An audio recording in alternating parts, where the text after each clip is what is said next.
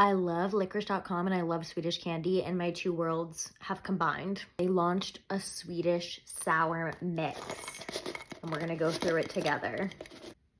Look at all these choices. I'm so excited. Go in with the little mini egg. Oh my God, it's so cute. It's actually sour. Oh yeah, fruity. The fact that they put a cola bottle in, it tastes so good, and it's sour. And we got some little gummy bears.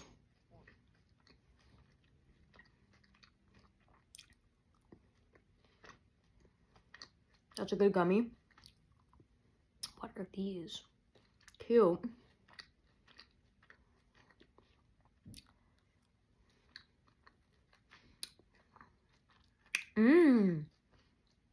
I don't know what flavor that is. This is also gluten-free and dairy-free. Such good choices on licorice.com.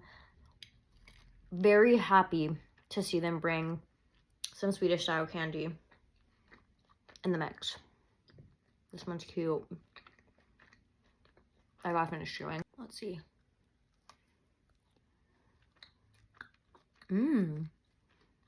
Lime. Wait, why does this taste like Sprite?